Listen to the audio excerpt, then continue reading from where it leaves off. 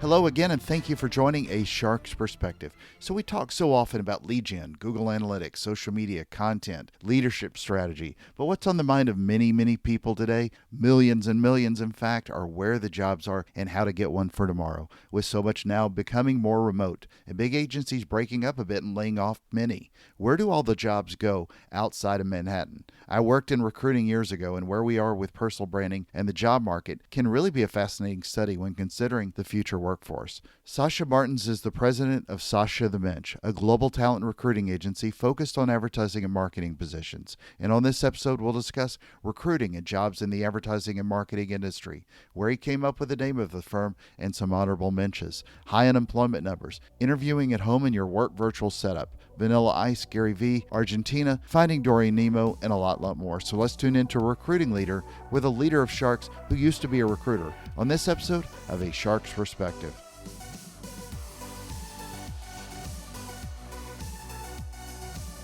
All right, Sasha, thank you so much for joining us today on A Shark's Perspective. For those that don't know you from the recruiting world, tell us a little bit about your background, your experience, and your career to date. Yes, Shark, thank you for having me on the show.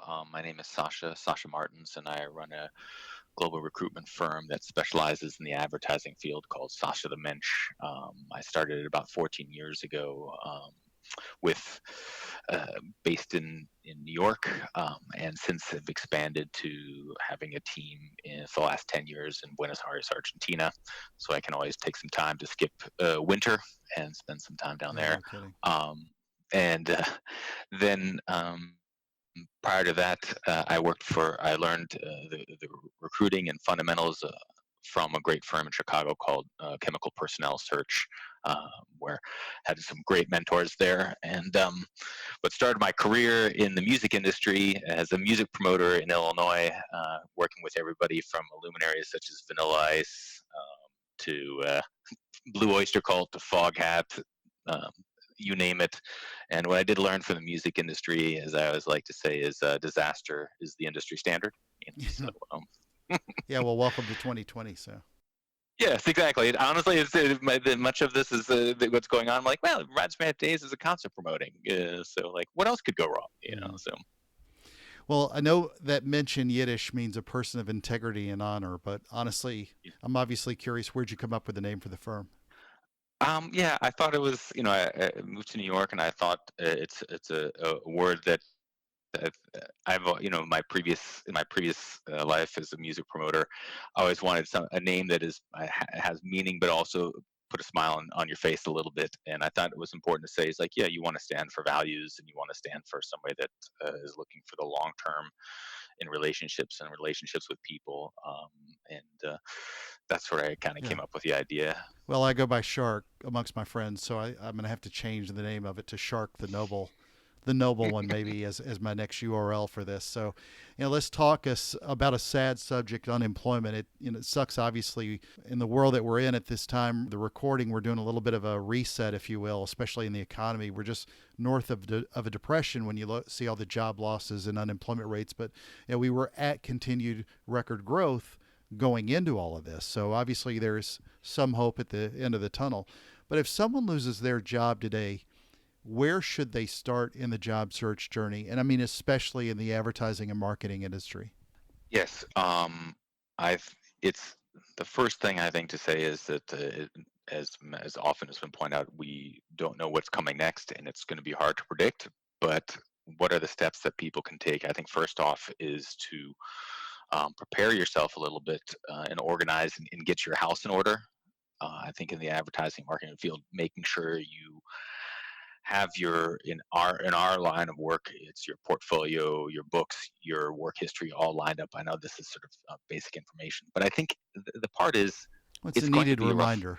I mean, Yeah, it's going to be a rough period. But if you're trying to, and I think this is what everyone is going to have to do, is sort of guess out what are the new horizons going to bring. I think the advertising and marketing field, especially the advertising agencies, are going to go through a tremendous and massive shift. In some ways, this has already been happening. You've seen over the last decade or so what had long been sort of an oligopoly of these holding companies, publicists, IPG, Omnicom, a few other holding companies. Aegis, Dentsu Aegis. They're sort of at denso ages, Yeah, their power has sort of waned a bit, or their dominance of the industry has waned a bit, sure. as other elements have sort of come in from in-house firms to, let's face it, the tech companies have come in and taken quite a bit of business. And what I think maybe is an analogy to what's happened um, in other industries, similar to, let's say, the retail industry, is sort of an acceleration of what was already occurring. And in the case of the advertising world, you're seeing companies like such as WPP merge offices and organizations together. Other ones having massive cutbacks. These things were probably coming, and there's some of these firms that might be the J.C. Penney or the Sears Roebuck of this downturn. Um, so looking positively and optimistically, what we see and what we're seeing is it's sort of going to be new, nimble companies that are going to be um, birthed out of this most likely. And we're starting to see that smaller firms that are able to bring out content quickly, not necessarily cheaply, but quickly, and bring value to clients. And we've seen on a number of situations where some of these companies are doing quite well. A number of the independent agencies are doing well for all things considered, is the Mhm. best way to put it. I know you're not a career coach per se, but obviously you know how to help these people position themselves as well. From a social media stance, what advice would you give candidates today with how they shore up their if you will, their social media? Whether it's LinkedIn, their Instagram profile stuff that shouldn't be out there. I mean, this is still something that I think a lot of people got a little bit lazy in Yeah.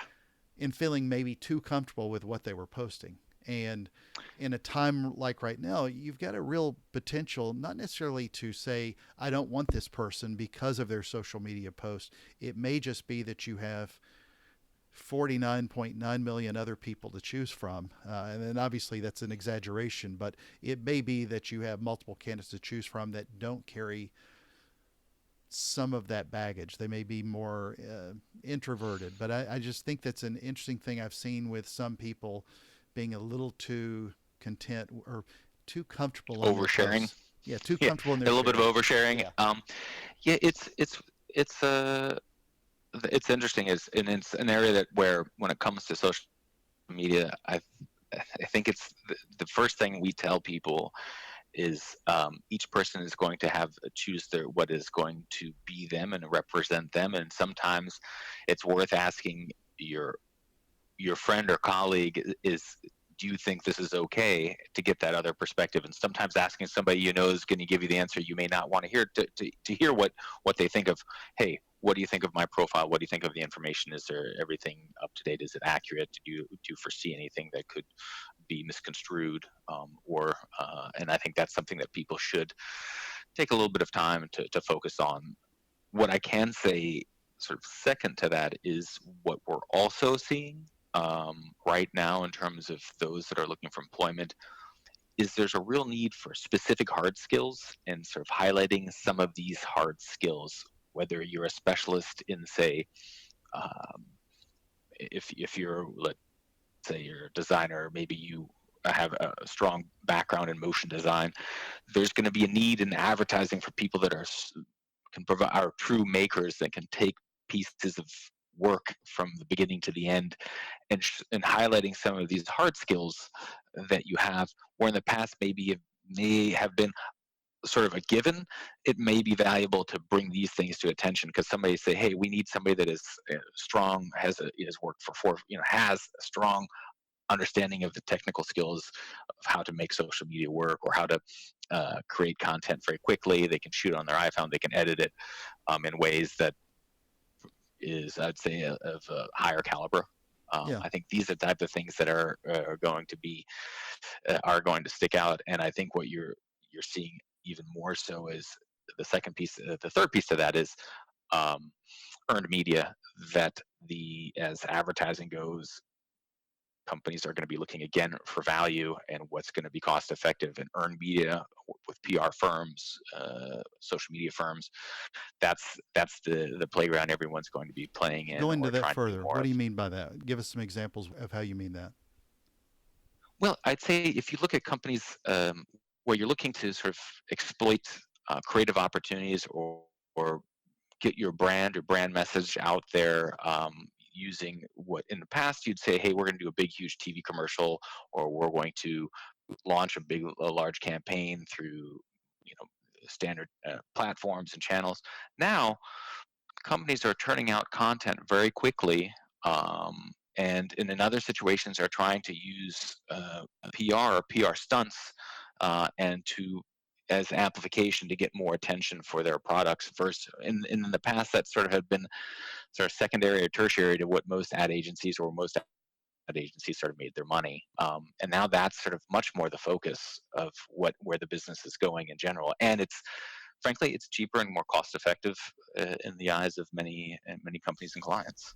Yeah, but you're not talking about the candidates themselves having necessarily done that to promote themselves. You mean for content they've produced for brands that Yes, advertise. Yeah, exactly. okay. Yeah, Yeah, no, that's a yeah, great yeah, yeah. point. Well, and Um, to your point about hard skills, I mean, it's a much different conversation having somebody who says they manage the creation of a website versus somebody that can code in SQL or Apache or something like that. It's a much different way of saying the same thing.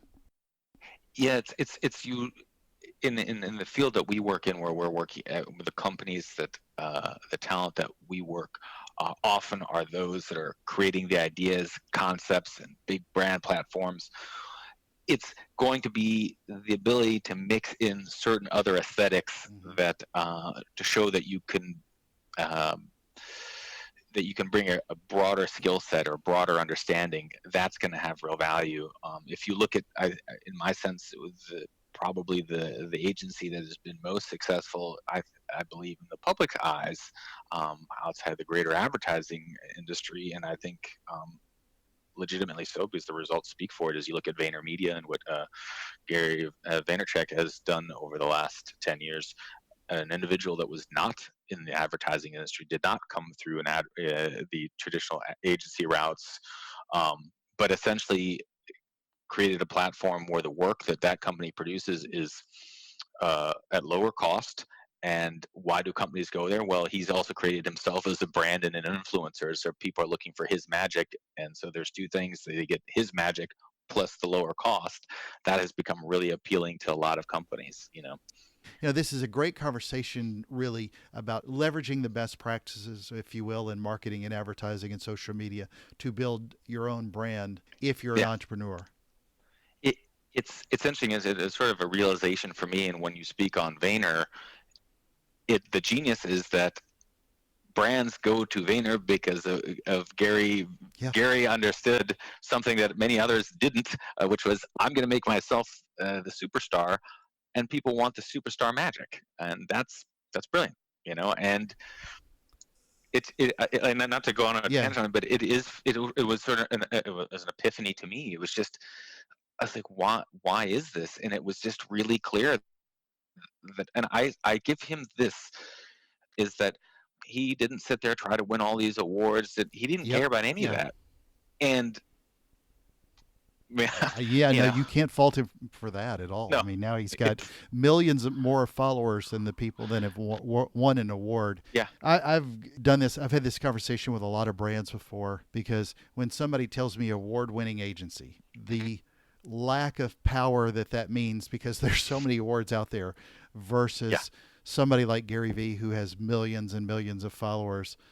People, you're gonna at least consider them for a pitch that you may not before. So I think what he did was pretty brilliant as well. Do you run into any companies? Have you come across where somebody had too many followers? And I ask this because we talk a lot in marketing and advertising about being able to leverage your own employees. And I know somebody who was middle aged who has a fairly large following, 100,000 plus. I'll put it that way. He's at a pretty good stage, but he had gone through a job search not that long ago, and it became somewhat difficult for her because she was worried that she was maybe getting looked down upon for having such a large following when they were checking out her profile. Sometimes that can be too intimidating to brands. It's interesting. There is what we'll see, and I'd say what I feel most comfortable speaking to is there are times when people are sometimes intimidated by those that are looking at to be hired. Well, and it may not even be Maybe, intimidation. They may be concerned this person's in it for themselves rather than for the brand, yeah, I which think is, that's one and the of brand those. cares about the brand. Yes, it's. I think that is that's a really good point. I think sometimes you'll see if it really plays to what the person's work history is, and social media is about the most narcissistic thing you can do in many ways. It's about yourself in many ways, most of the time, and I think it really you have to look at what the work history is of the person and what's been their dedication to the companies they have worked at over a period of time. If somebody, I would say this, and this is sort of a general rule, is if you're 1 year one company, 1 year one company, 1 year one company, that's going to raise some red flags, or should raise some red flags, and say, is this person going to be interested in working on our brand or their brand? Hmm. Um, I will say that at points there's a level of intimidation sometimes that this person may know something better than we do, and I've in my 20 years of doing this, I've seen more than my fair share of situations where people have lost out on opportunities because they were frankly better and more qualified than the person that was interviewing them. So another thing I want to talk about. Earlier, I had read an article you'd published on LinkedIn, an interview from home during the global quarantine. I thought was really interesting, and I kind of want to pivot towards that. So if somebody is looking for a job today, obviously, I mean, we've been doing interviews, via Skype or some other video conferencing tool. Obviously, Zoom is what we're talking about all the time. But especially when you consider Instagram and TikTok and other selfie-ish type platforms like that, with so many people talking about this on a regular basis, how well do you see people using web conferencing platforms like this, Skype or any other Zoom or anything else for interviews?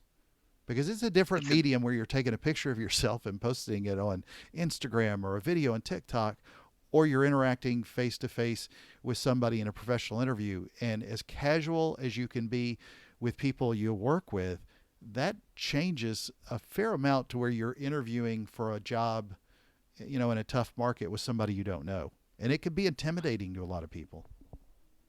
it's interesting. What you see is now that more people are comfortable and confident with it, it sort of swings around to bite people at times because, hey, you're at work, you all use the same platform, and you use Zoom as your call platform. You dial in, everybody, it works all the time. That's fine.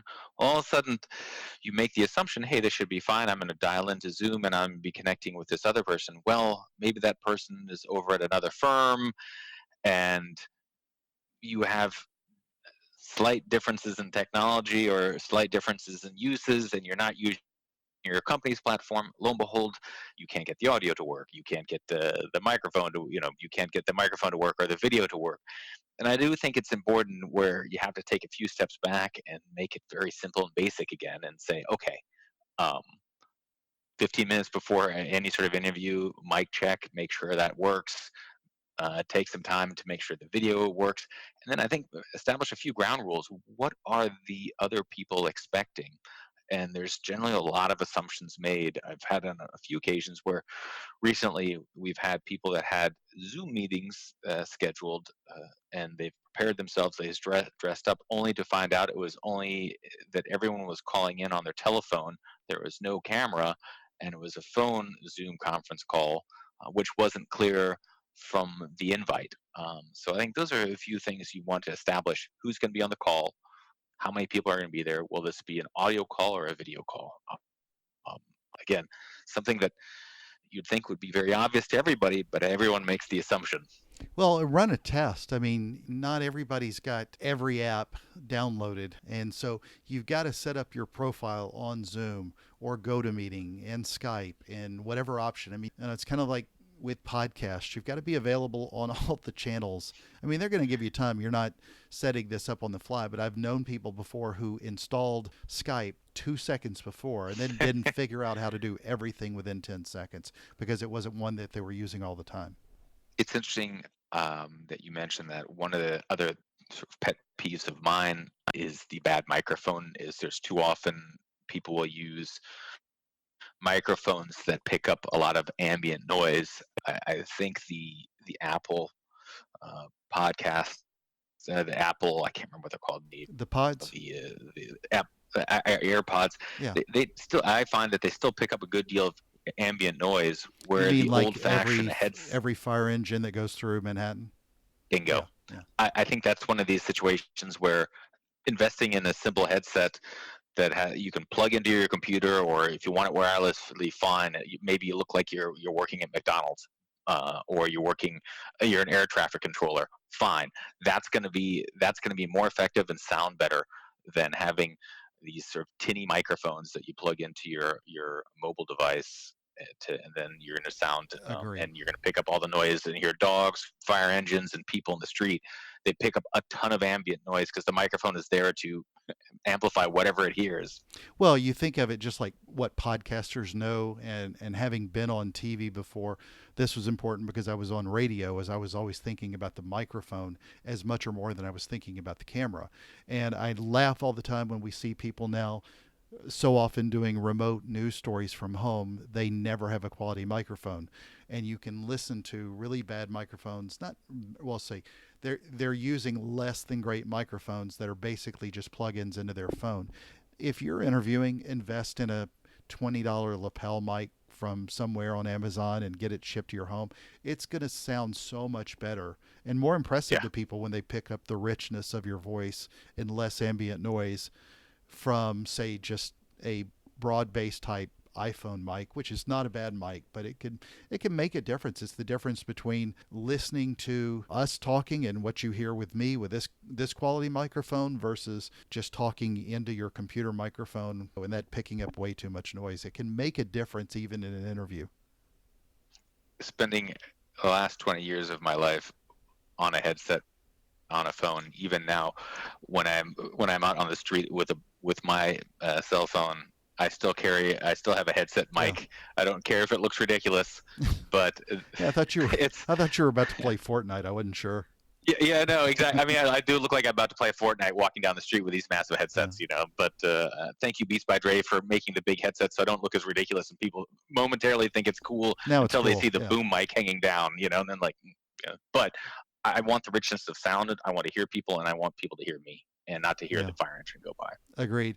Well, so where do you see the marketing and advertising market going? How are the models going to evolve in your mind, as and what you're talking to the advertising leaders, especially, in the markets that you serve, where we're going to move? So much of this is moving to remote work. Why do you necessarily need to be, in the center of the world anymore in New York to get an advertising job when you can now just remote in from Sheboygan or or Omaha Yeah. or wherever it is, if you've got those hard skills, especially that are in need. And we see so many businesses that are they're just going to continue to really struggle for years, probably, with figuring out what's the new normal look like. And I hate using that phrase, but what's the new normal look like when you don't have 10 people jammed into a cubicle, and everybody sharing the same nap pod at a big agency?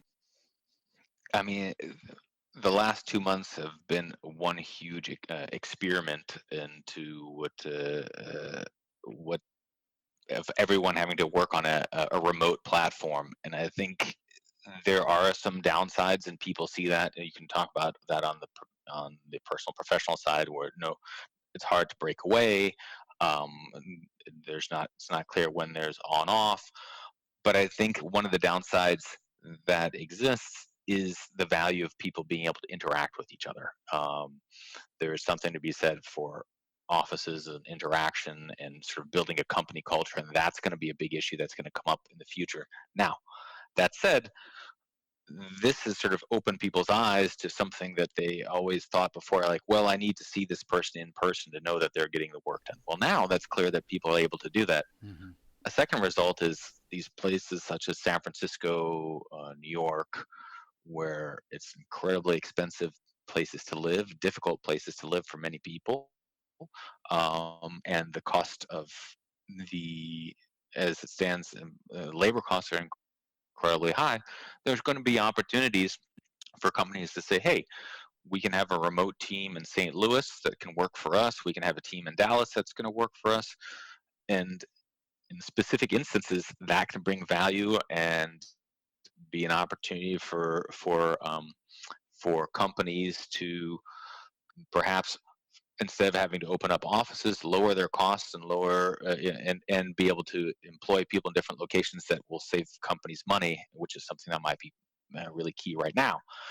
The flip side of that is for companies that say you're in Omaha or Sheboygan, and in the past you can't find somebody to your talent pool of those that were willing to move to these locations to contribute to your team is much smaller. Well, all of a sudden, maybe now you can hire that person in San Francisco that is amazing. That's not going to move out there, but they'll come out and visit over a period of time, and you can build a relationship with them there as well too. That barrier of entry is probably going to break as well too. So it's not going to all just go one way. It's going to offer opportunities for other people to go and tap in and use resources and talent in different locations. What I've noticed, and this is being discussed, is these sort of virtual agency models. The other piece that hasn't been connected thus far, which I sort of see and is coming, is more what you could almost call the borderless model. Ultimately, everyone is uploading their information to Dropbox or Microsoft Cloud. You know, if what's going to stop you from having a team of creatives be based in Colombia or based in Brazil to work with you on the different projects you have? They're incredibly talented, and they can work remotely just as effectively. And that, I think, is going to sort of open the world. In a time when borders are closing, it may open the walls even more for everyone. I will just tell all my friends in Brazil, que legal. So, but Tudo bem. yeah, tudo bem. One thing I think will be really interesting to see, though, as these borders, especially these technology borders, have been removed, and the idea of being able to connect more easily, if you're in Omaha or Peoria or wherever, with that talent that's in San Francisco, is one of the things I think I find some concern with is that the market in Peoria will not exactly always pay $150,000 to $200,000 for a $75,000 to $100,000 position that they're normally used to paying for. So that's going to be a little bit of a learning curve for people to see where this all shakes out, because the cost of living in New York, if you're that talent that lives in New York or San Francisco and you're overpaying for that 600 square foot closet that you live in, where 600 feet is an actual closet in Peoria, it's a Yeah. much different cost of living, and people are not going to just settle for the cheaper prices. So that's going to be different. I think the other thing that I'm really interested in seeing today is where in the future with hiring, because of what's happened, because of this reset with having more people work remote. I've worked remote for a lot of companies for years, is that you're going to start to see a little bit more of a disconnected emotional feel between managers and their employees. And that may mean that we see more layoffs more quickly, because maybe they are going through business challenges. Obviously, that's why a lot of people do it, but there's less connection to make them Yeah. have empathy for their employees that they would have gained had sometimes they were able to see them more often. Now, that depends on if you've got an intelligent manager of any kind, and they're going to be able to bond with people and do well and know that they don't have to have them under their thumb to see them every 2 seconds to make that connection. But there are a lot of unskilled managers in the world, so that also is a big part of a challenge. The success of remote working, and this is what I think a lot of people are going to be interested in seeing, that is 100% dependent upon the person that's overseeing the other people being invested in making that work. Mm-hmm. If there's somebody that only can do, be in front of people and only be in a room with somebody, and that's their expectation, it will not succeed. Yeah. But if the person is going to take the time and invest the time in the people that are working, let's say they're in New York and the team in Dallas, if they're going to invest the time and interconnect with them, communicate with them, make sure that they feel as much as part of the team as possible, maybe bring them up to New York when the time comes, um, that's going to make for more of a successful outcome, in sort of my opinion. And that's what it's going to depend upon. I think there's going to be a rush for a lot of companies to say, hey, we can save on real estate and cut down on our footprint, but companies lose culture and Exactly. innovation if people are not together. I've had for 10 years, I've had people and worked with people um, that are on the other side of the world from me, down in Latin Mhm. America, um, and it's worked and we've been effective. But I think everyone will tell you we're more effective when we are together. But there's a long-term investment that you make, and so that looked as a it's looked as a long-term play. So while we're not together every day for years on end, we have been together for almost a decade. Yeah, agreed. So, real quick question then. I saw a friend of mine post a position, a high level position on LinkedIn, and I thought, when I saw it, he's president of a company, and I know he's going to get flooded with resumes and candidates. With so many people being out of work today, what's the value of bringing in a resource like yours as opposed to just finding them on LinkedIn? Yeah, that's a great question. I'm glad you asked that. I mean, there are a lot of really talented people out there, and there's a lot of really talented people out there looking for work. I would like to say this: people.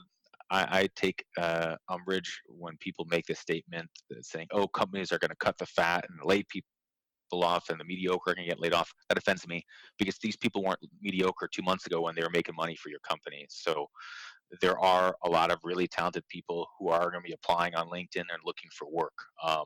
What I think our firm and what we do is it's a specialization, and what we look for is um, we're going to come and solve a specific business problem for you. There may be maybe you have 50 positions you're looking for, but if you're looking for a specific management position, we want to know your culture, what the context of the role is, and what the nuances are to find the right person and make it an efficient process for you as possible for a Yeah. successful outcome. Well, Sasha, I ask this of all my guests: what is your favorite kind of shark and why? I'm glad you asked. Whale shark, you Whale know. shark. Oh, Okay. yes. A very Big, nice. slow. Yeah. Yes. So, You watch too much Finding Nemo, I think so, or I, Finding I, Dory, I, whichever one had it more. I dove in. I dove I learned to Oh, dive in Honduras, yeah, and then the other ones I have to say I do love the hammerhead as well. I once swam with a school of yeah. hammerhead, which was pretty cool. Oh, So where were you at the time? the Galapagos? Yeah, Galapagos. it's Yeah, absolutely beautiful. It's yeah, life changing. yeah. Well, Sasha, it's that special time of my show. Are you ready for the five most interesting, important questions that you're going to be asked today? Yes, All right. yes. Number one, you spent a lot of time in Argentina, so this one should be easy for you.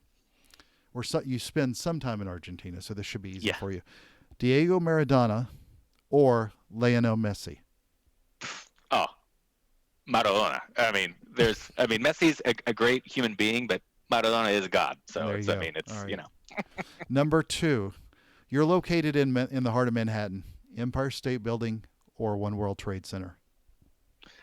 um, uh, you know what?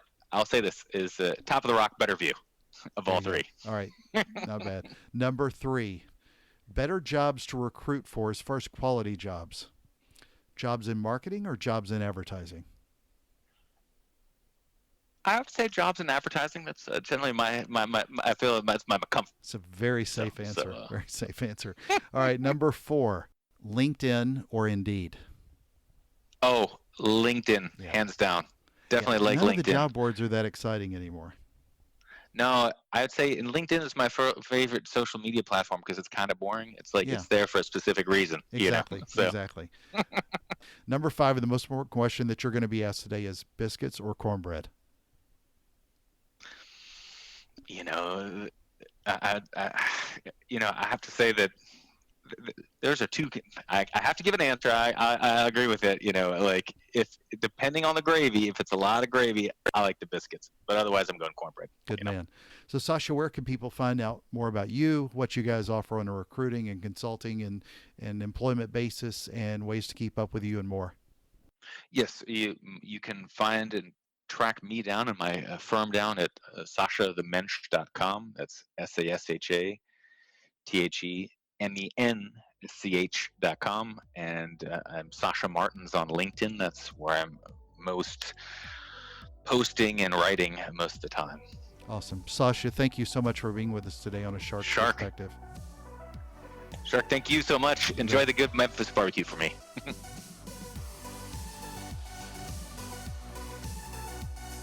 So that was my conversation with Sasha Martens, the president of Sasha the Mensch, a global talent and recruiting agency focused on advertising and marketing positions. Let's take a look at 3 key takeaways from my conversation with him. First, it's funny to think about the old days with just resumes, but think about how you highlight those hard skills, not just on your resume, but in your social media post, personal website, LinkedIn profile, etc. It's very easy to post fluffy soft skills all the time, but eventually companies want to know that you actually know how to do something. Great idea people are great, but sometimes you just want to see who can actually technically execute a great idea. Don't leave that out of the you packaging. And look for earned media and value. That's what a lot of employers are looking for if you're building that following. Think of the PR value of how you can help amplify a brand. Gary Vee, as we talked about, is an amazing example, and it's a great way that entrepreneurs have to look at personal branding for themselves moving forward. Second, as someone who's already worked from home for years in a remote capacity, I couldn't be more excited to see where we are with this and where we'll move forward. Hopefully companies in New York and San Francisco, for example, will realize that there are a lot of people out there with newer ideas that don't just come from everyone switching jerseys at various ad agencies. And yes, people can sometimes work better sitting together, but many of us jump on planes every week and connect with those same teams. Who wants to pay $5,000 a month anymore to live in a closet near Midtown when I can get beachfront property for less? As Sasha said, what's going on with the agencies was an acceleration now, but when you add in COVID-19, big firms merging, and they're seeing newer, nimble firms hire employees inside New York and out. I really do encourage, though, all employers to consider better ways of connecting remotely with their employees. There is nothing worse than working for an insecure, inept tool who doesn't know how to manage anything but local. I've worked for one before. It's a disservice to the brand that invested in those employees, and the managers need to do more now that we're becoming more remote-ish.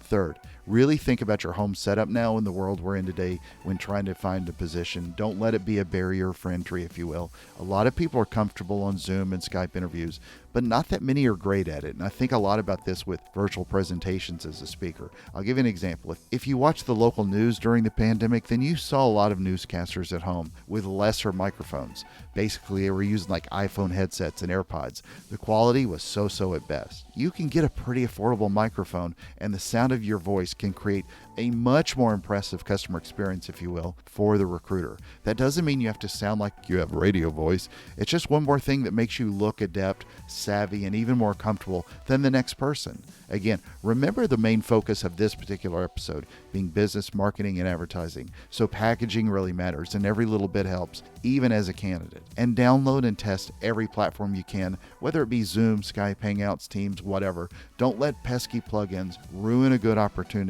And then with all of that, think about the remote work questions you'll get asked more often now. I was telling a friend recently to think through it as an example, how she worked and performed, if not just well, but even better when working at home.